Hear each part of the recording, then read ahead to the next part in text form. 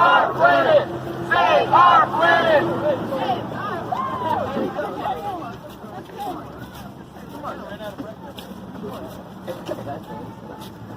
Oh my god, I was there in the fucking head. How many people do you think are sleeping and how many do you think are skipping? Oh, like maybe 20 people for your cops? How many people do you think are here? Like 60? Not even, like 40. We had like a 50% chance.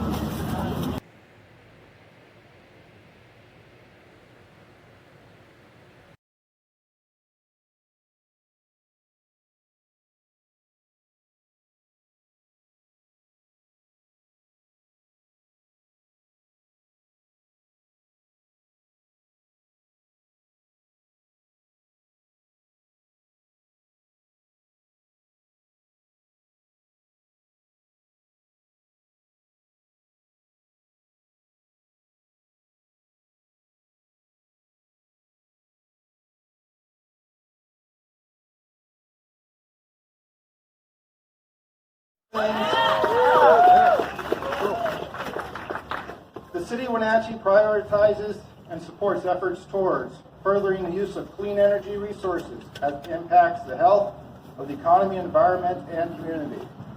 So I can't emphasize enough on the community. It takes the community. Regionally, we are doing remarkable work leading the nation in things like hydropower, Link electric buses, charging the batteries. I don't know if you guys know this. We're the first city in the nation, I believe. I'm not sure about the world, but in the nation, that big bus that comes around, all electric, it pulls up, sits there, gets recharged and used. So there is people that are trying to do things here, and we try to collaborate with this organization.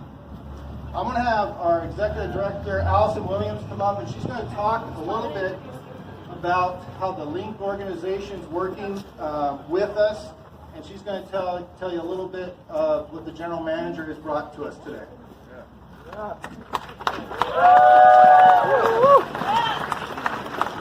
Thanks everyone. Allison Williams, Executive Services Director for the City of Wenatchee. We did pull up this graphic because, as Mayor Pro Tem Poyer stated, it takes all of us. And it's a simple graphic that shows you where our carbon emissions come from. And you guys are smart people, you know this, but we just wanted to emphasize that we are a part of the whole. And transportation is a huge component of this. So we have a statement from Link Transit. Link Transit is very proud of our efforts over the last 10 years to reduce the impact of transportation-related greenhouse gas in our region. Over this period, we have led the Northwest and our nation in the deployment of zero-emission vehicles and rapid chargers, as well as converting over half of our fleet to lower-emission alternative fuels. In 2010, Link Transit was the second agency in the U.S. to deploy and service 100% advanced battery vehicles. In 2017, we replaced our first-generation electric buses with fully capable new generation electric vehicles, and later this year we'll take delivery of 10 even higher performing vehicles. In 2018, Link was the first agency in the world to deploy and utilize a high-power wireless vehicle charger. This incredible technology has changed the face of battery electric bus functionality and will lead Link Transit in our region in completely electrifying its heavy-duty bus fleet. And we were profiled by a BBC program that talked about that technology. Based on our estimates from the EPA, our electric vehicle operations and our propane-powered mid-sized fleet have reduced our emissions of carbon and carbon equivalents by over 76 metric tons annually. And as you know, transit is one component in how we all look at how we get places. And so our Mayor Pro Tem will continue to talk about that, and the city's purpose is to help bring together our partners and to plan effectively for the future. So he'll continue to elaborate. Thank you, Allison. We at the city are to carry out plans that involve you in determining priorities. For example, our Complete Streets Plan focuses on pedestrian and bicycle-friendly streets. You see new bike lines.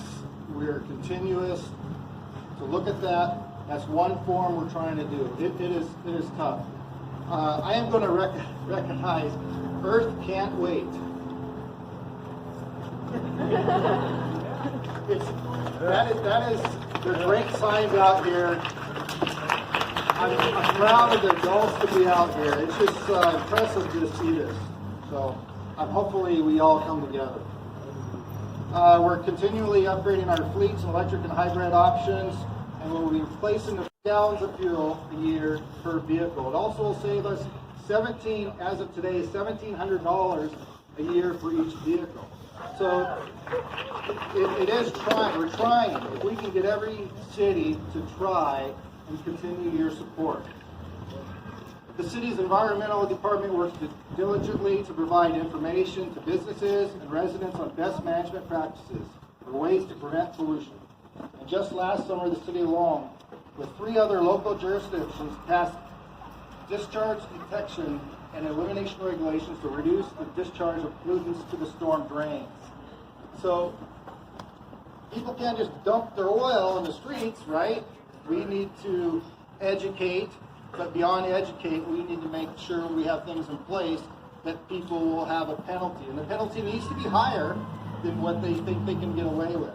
But we as a city are going after and trying to promote it. And actually, it's a lot of education and working with businesses and say, hey, if we do this, this, and this, this will make it a better system for us in the storm drains. Speaking of storm drains, the city recognizes that we are seeing increasing storm events, and these often adversely affect those without means to deal with the results. It doesn't matter if we're rich or poor, we need to all be in this together. We're looking at a storm management plan that may have the city more involved with private citizens to make sure they are maintained. We have adopted greenhouses, gas reduction emissions.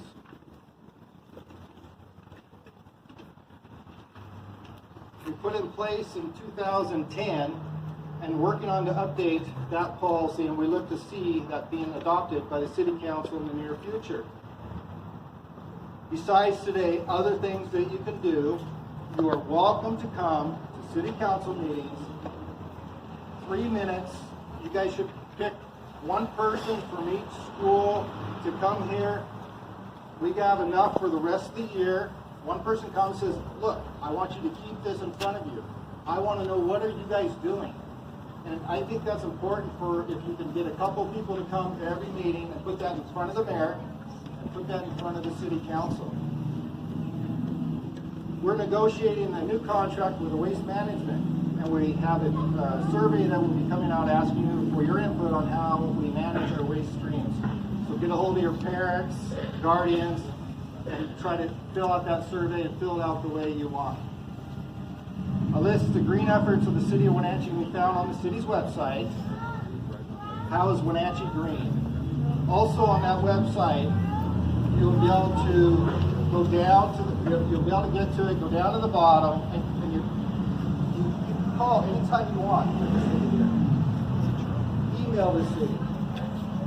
Put in what you believe is right that the city's doing and what the city is wrong. And give them your input. It's very important. So I'm going to leave you with this. My heart is good today. It is good because I know you guys are doing something, and hopefully you inspire us as a city to continue our efforts. Thank you very much.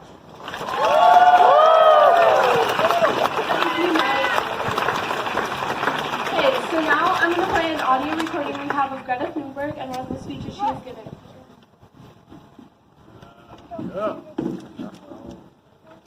Moving forward with the same bad ideas that got us into this mess, even when the only sensible thing to do is pull the emergency brake.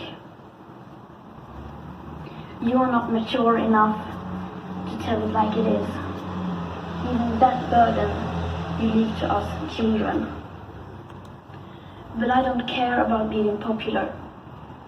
I care about climate justice and a living planet. Our civilization is being sacrificed for the opportunity of a very small number of people to continue making enormous amounts of money. Our biosphere is being sacrificed so that rich people in countries like mine can live in luxury. It is the sufferings of the many which pay for the luxuries of the few. The year 2078, I will celebrate my 75th birthday. If I have children, maybe they will spend that day with me. Maybe they will ask me about you. Maybe they will ask why you didn't do anything while there still was time to act. You say you love your children above all else, and yet you are stealing their future in front of their very eyes. Until you start focusing on what needs to be done, rather than what is politically possible, there is no hope. We cannot solve a crisis without treating it as a crisis. We need to keep the fossil fuels in the ground, and we need to focus on equity. And if solutions within this system are so impossible to find, then maybe we should change the system itself. We have not come here to beg world leaders to care. You have ignored us in the past, and you will ignore us again. You have run out of excuses, and we are running out of time. We have come here to let you know that change is coming, whether you like it or not. The real power belongs to the people.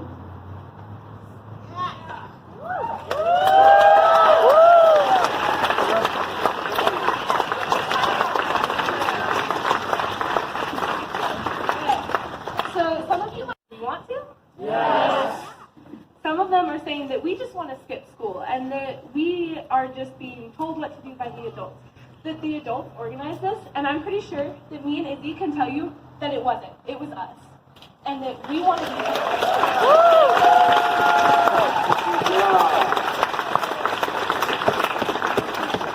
So now Izzy has a speech to share with you guys.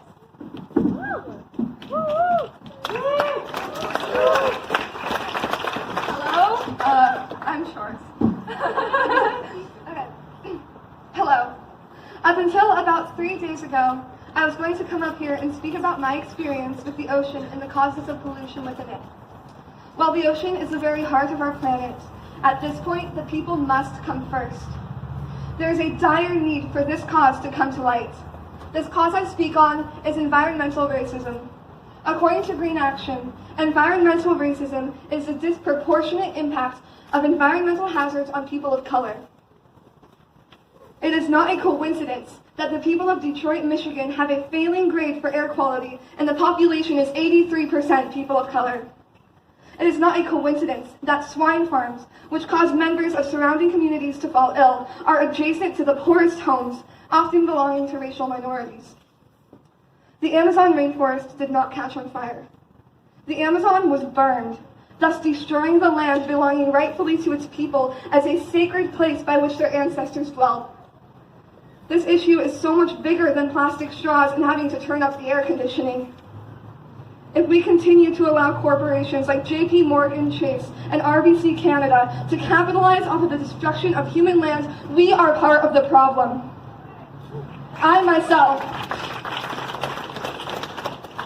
myself am a white female from a lower middle class family.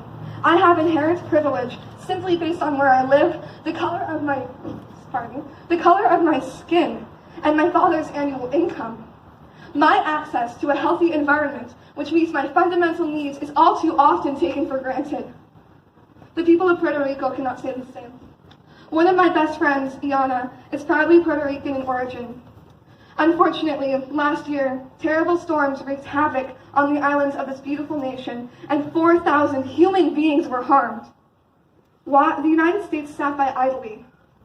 Why is it that corporations are willing to sit complacently and not assist those in need?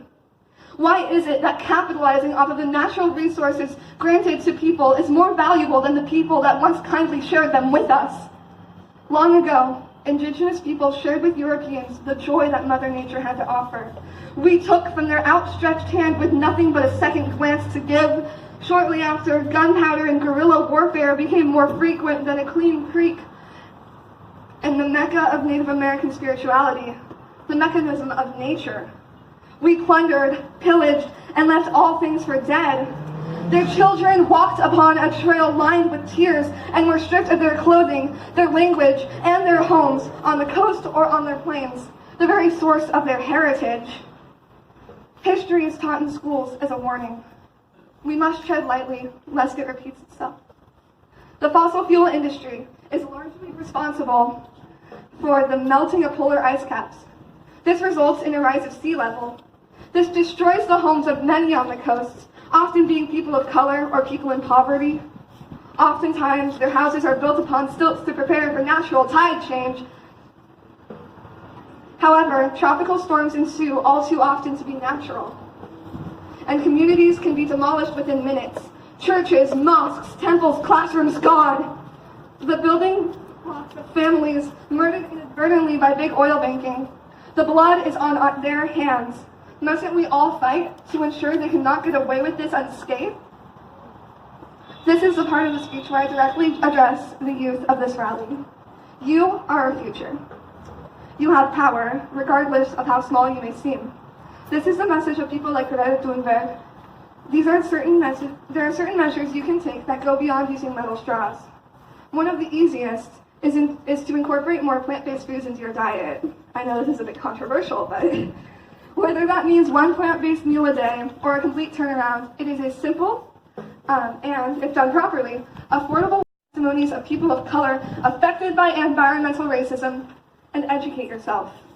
Books beat violence any day. Finally, I implore each and every single one of you to instigate a culture of love, patience, and justice for all people, especially those who are minorities targeted for being who they are. Kindness is our most powerful weapon. Remember to speak out upon its precepts. Thank you. To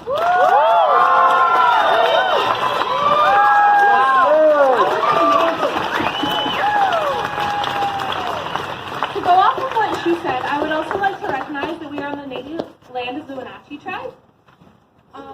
And now we are going to go marching again, following me and Andreas with Izzy at the back. We are going to march down to Chase Bank, where we will have Jane speak, and then we are marching to the community center to watch a documentary. At 1 o'clock, if a couple people could set their alarms, we are going to have a moment of silence. Thank you.